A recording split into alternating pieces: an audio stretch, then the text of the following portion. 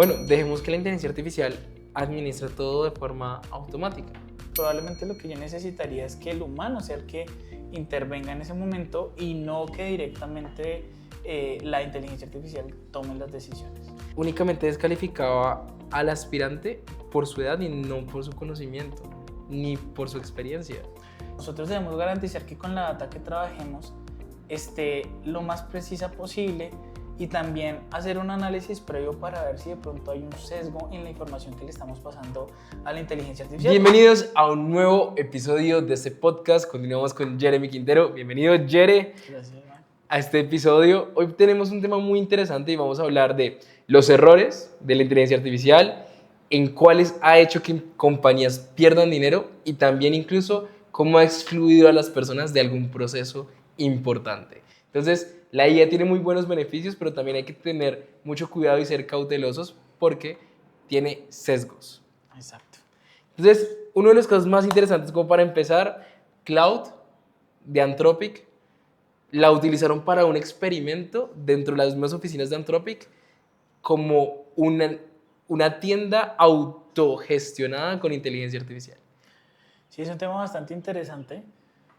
¿Cómo le das en un entorno, digamos, económico, ya acceso, poder completo a la inteligencia artificial para que pueda administrar proveedores, ¿sí? Definir precios, dar ofertas, entre otras cosas? Creo que es un caso muy interesante para analizar el día de hoy.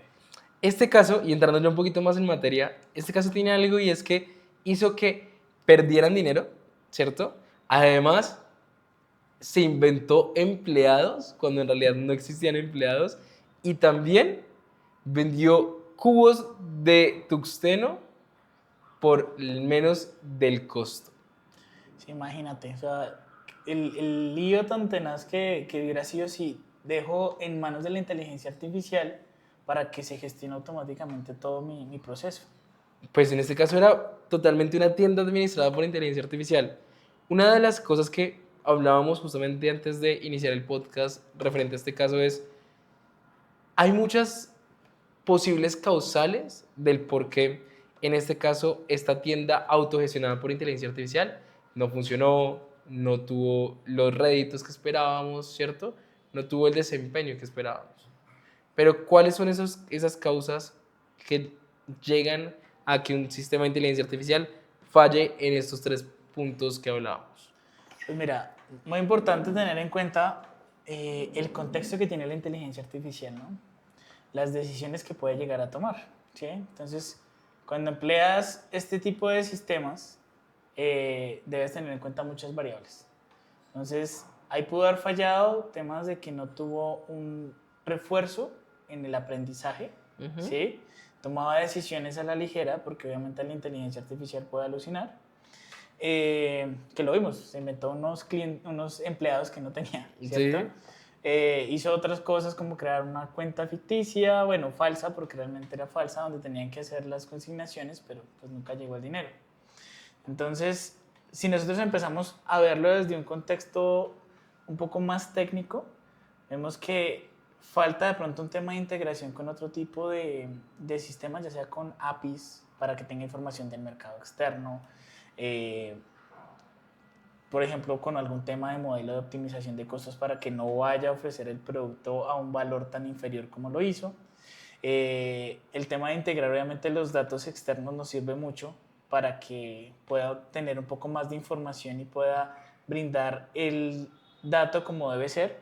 Y adicional a eso, debe haber algún tipo de alerta donde si realmente no conoces mucho del tema o de la información, que lo que haga es enviar esa solicitud al humano y que el humano pueda intervenir para que le ayude a tomar la decisión a la inteligencia artificial.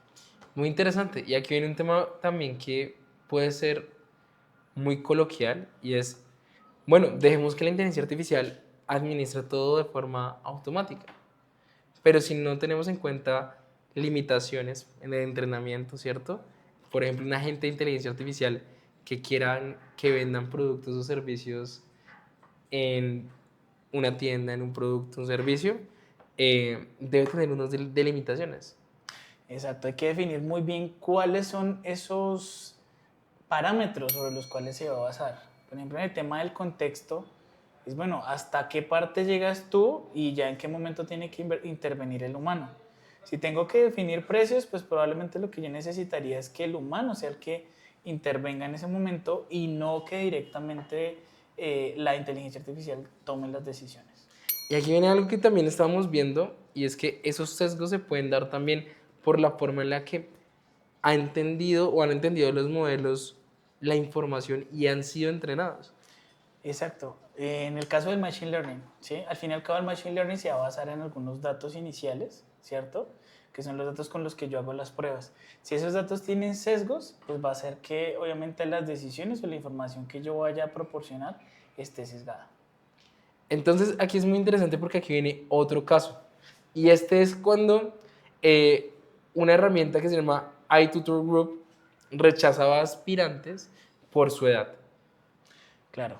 En esos casos hay que ver, por ejemplo, con qué tipo de información se nutrió ese modelo de aprendizaje. Porque de pronto la data que estaba utilizando no contenía los datos suficientes, ¿sí? O de pronto la representación en el tema etario no estaba correctamente representada y por eso generaba ese tipo de exclusiones. Aquí viene también algo muy interesante y es, si nosotros nos ponemos a revisar, este caso lo que hacía era que únicamente descalificaba al aspirante por su edad y no por su conocimiento, ni por su experiencia. Exacto, y va a depender de la forma en que tú hayas entrenado el modelo. ¿Cuáles fueron las variables que tomaste para poder entrenarlo? En algún momento, en alguno de los podcasts anteriores, lo revisamos y era, puedes tener un modelo que sea al 100% accuracy, pero no se está entrenando de la forma correcta, ¿cierto? Se ajusta a los datos que tienes de entrenamiento, pero cuando va a predecir nuevos datos no va a funcionar al 100%. Y esto nos puede llegar a afectar en algunos temas, por ejemplo, donde tengas variables como la raza, la etnia, entre otras variables que pueden llegar a afectar, de acuerdo a cómo se manejó la información histórica, puede llegar a afectar en cómo nosotros vamos a obtener el resultado. Por ejemplo, en el caso de juicios, ¿sí? Si de pronto tenemos algún tipo de raza específica, de género, podemos llegar hasta eso, que obviamente pues violaría muchas de las libertades que tenemos ahora. Claro. Ahí podríamos tener ese tipo de sesgos y llegar a, por ejemplo, en este tipo de procesos de selección, excluir gente que tiene todas las capacidades, pero por cómo se estaba manejando antes el proceso, pues van a ser excluidos en este caso. Incluso, mira, a iTutor Group les tocó pagar $365,000 para poder resolver la demanda por un tema de comisión de la igualdad en oportunidades de empleo en los Estados Unidos. Claro, imagínate, es un tema delicadísimo, ¿sí? Porque al fin y al cabo nosotros debemos garantizar que con la data que trabajemos esté lo más precisa posible y también hacer un análisis previo para ver si de pronto hay un sesgo en la información que le estamos pasando a la inteligencia artificial, porque al fin y al cabo se está basando en esos datos, de ahí es que aprende y pues si nosotros ya tenemos un sesgo por debajo, pues lo va a seguir haciendo.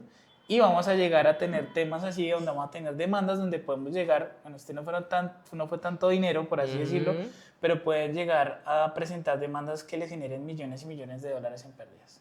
Incluso la agencia federal afirmó que esta misma empresa ofrece servicios de tutoría a distancia a estudiantes de China y utilizaban un software de selección de personal basado también en inteligencia artificial, el cual rechazaba automáticamente a los candidatos de más de 55 años.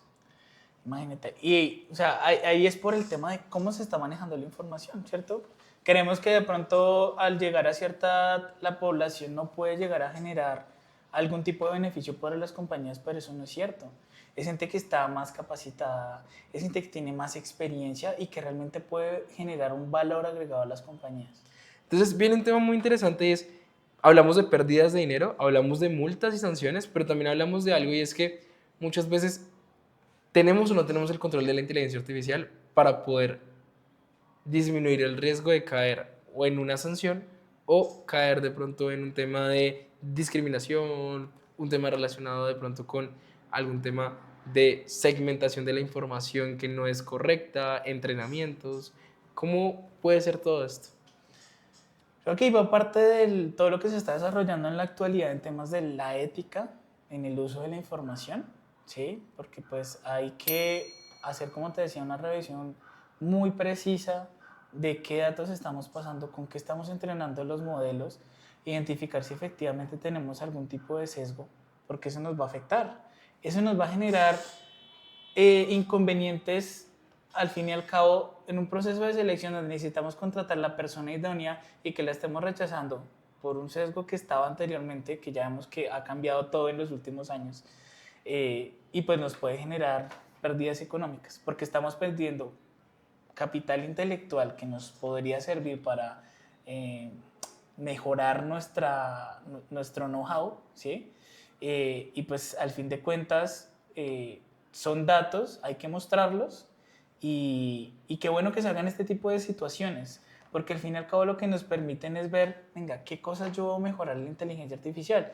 Debemos entender, no nos va a resolver todos los problemas en la actualidad, pero sí hay que hacerle un reforzamiento en el tema del aprendizaje. Pero viene algo también muy interesante. Este es un caso de un abogado estadounidense que intentó preparar su caso ante el tribunal estadounidense utilizando ChatGPT como motor de consulta y de búsqueda. Entonces, claro, estamos en un momento donde las personas empiezan a tomar a ChatGPT como el nuevo Google, ¿cierto? Preguntan todo y de una u otra forma nunca auditen la respuesta, sino utilizan esa respuesta como la última verdad.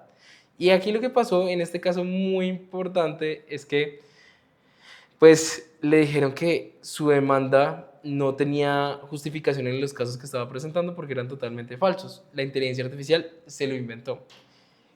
¿Qué puede pasar para que un sistema, un LLM, alucine? Pues mira, en este caso es de acuerdo a la información con la cual está alimentado, ¿no? Ahorita está, por ejemplo, ChatGPT tiene información de la web, ¿no? Ujú. Y en la web encontramos información fake, encontramos información que realmente es correcta, y ahí es donde tenemos como esa oportunidad de mejora. Y es decir, si yo voy a implementar un proceso de inteligencia artificial en mi organización, debo basarla en la mayoría con datos propios, donde yo Ujú. sé que son correctos, y con la información que yo quiera agregar externa, tengo que verificar que sea de fuentes confiables, porque de lo contrario vamos a incurrir en este tipo de acciones. Porque tú le puedes pasar el prompt, que te lo genere, que te cree la demanda, como decías, pero también va la parte ética del humano de realmente estás auditando y estás revisando, estás garantizando cuáles son las fuentes. Por ejemplo, algo que yo pediría dentro del programa es, ven, cítame las fuentes de donde obtuviste la información y revisar si efectivamente esa fuente es confiable. Que por ejemplo ya esto lo está utilizando Copilot y en algunos casos ChatGPT, donde te pone al final El enlace. el enlace donde está la URL donde encontró esa información. Viene algo muy interesante también y es que, hablando de información, todo esto, y es muchos de los estudiantes hoy en día utilizan ChatGPT para todo. Sí, ahí vamos a lo mismo, el tema ético. Tú lo puedes utilizar en beneficio propio para aprender, ¿sí? Necesitas reforzar algún concepto, entender algo en particular, ChatGPT te puede ayudar hasta para aprender inglés. Muchas empresas ya lo están utilizando para que les ayude justamente a sus colaboradores en algunos casos, y tienes que definirle obviamente un prompt correcto para que tenga el contexto de qué es lo que te tiene que enseñar, y ahí es donde está el plus. No es para que me haga la tarea y Ujú. yo enviarla sin revisarla, porque lo que le permite al usuario realmente es poder adquirir más conocimientos, ¿sí? Pero si lo usa de una forma ética. Aquí viene algo muy interesante conectándolo con todos estos casos donde empezamos a ver que la información hay que tenerla bien estructurada, organizada, para que el sistema entienda, para que haya delimitaciones, para que no empiece a inventar, para que no alucine, ¿cierto? Hay algo adicional aquí es la herramienta, otro caso de estudio, una herramienta de reclutamiento habilitada con inteligencia artificial para Amazon, recomendaba solo hombres. Claro, pues también, como te decía, depende de los datos y es algo que es muy importante y lo hemos tocado en varios de los podcasts. La data es muy, muy importante, ¿sí? Porque, por ejemplo, si para la base de entrenamiento solo utilizaste información de hombres y no tienes una representación considerable de esas clases, así se llaman, ¿sí? pues vas a tener este tipo de inconvenientes, donde de pronto solo te va a recomendar hombres porque en la base de datos con la que se entrenó el modelo, probablemente la participación y el porcentaje de otros géneros no era tan representativo y por eso no aprendió. Pues justamente es lo que aparece aquí, dentro de la investigación que hicimos, y es que recogieron la información durante los 10 años anteriores de cómo eran calificados y cualificados los potenciales aspirantes a los cargos en Amazon, y lo que se dieron cuenta es que la gran mayoría eran hombres. Y eso lo adoptó como un patrón la inteligencia artificial, lo entendió y solo calificaba a hombres para los cargos que estaban utilizándose en forma de selección con este modelo. Claro, imagínate, porque él lo toma como si esa fuera la verdad absoluta, ¿sí? Y siempre te lo he dicho, cuando estamos trabajando con inteligencia artificial, hay que pensar que es un ser, un ente que no tiene conocimiento de nada y que lo que tú le estás pasando en ese momento para él va a ser la total verdad. Claro. Entonces, cuando quieras hacer este tipo de experimentos, revisa los datos, verifica que efectivamente la información que se esté brindando sea la correcta, utiliza otro tipo de información externa. Yo no lo hubiera hecho solo con los casos que tengo internos de Amazon, sino hubiera buscado de pronto información en el mercado donde tuviera una representación un poco más equitativa para el tema del género. Aquí viene algo muy interesante y es, vuelvo y reitero, este caso lo que nos explica es que en Amazon estaban utilizando una herramienta para reclutar personal y el resultado fue que únicamente seleccionaba hombres. Entonces, si nos damos cuenta, la inteligencia artificial, dependiendo de la información con la que se entrena, tiene sesgos. Incluso, si ustedes al inicio, cuando empezaban a interactuar con ChatGPT, escribían una persona de color, ¿cierto? No les hablaba de una persona de color, ni siquiera les creaba imágenes de personas de color. Ahora que han ampliado un poco más la información, lo han entrenado con muchísimo más contexto de la humanidad en sí, nos damos cuenta que sí empieza a tener en cuenta personas de color, ¿cierto? De por sí, ChatGPT se pudo considerar racista en algún momento. Exacto, y mira las implicaciones que tiene en el tema de la sociedad, porque al fin y al cabo eso va a afectar de cómo nosotros también percibimos el mundo si solo le consultamos a ChatGPT, ¿sí? Y algo muy importante que lo hablamos el día de hoy es casi toda la información con la que se han entrenado los modelos de Machine Learning, la data proviene de Norteamérica, ¿sí? No tiene de pronto información de otros países. Cuando estábamos en el Hotmart Sessions, sí, hablaban un poco de ese tipo de cosas y lo vi también en la PlatziConf, donde decían que ya querían entrenar un modelo que fuera con información de Latinoamérica, ¿sí? Porque obviamente va a haber ahí un sesgo, ¿no? En el tipo de información que estoy proveyendo y cómo esto se va a ver reflejado en las respuestas que va a tener mi agente de inteligencia artificial. Entonces, viene algo muy interesante que estás mencionando y es el contexto. El contexto de donde estoy, el contexto termina siendo la fórmula mágica para que un sistema de inteligencia artificial dé buenas respuestas. Exacto. Ya de pronto volviéndome un poco al primer caso que vimos, si nosotros lo evaluamos y hacemos un resumen de todo lo que hemos visto durante la sesión, me quedan unos temas bien interesantes para decir que es en lo que tenemos que trabajar. Contexto, ¿cierto? Hay que mirar cuáles son las fuentes que estamos tomando, que deberíamos utilizar fuentes externas, como decíamos, confiables. Confiables. El otro tema sería el reforzamiento del aprendizaje. Y también algo que de pronto no alcanzamos a hablar en ese momento es, debe haber al inicio un mix entre el agente y el humano, para que el humano pueda entrar en ese momento en que ya empezamos o el agente empieza a evolucionar y ya él le puede dar como esa retroalimentación y que haya ese reforzamiento de aprendizaje para que la gente pueda saber cómo llevar o darle flujo a esa solicitud, a esa transacción que hizo el usuario.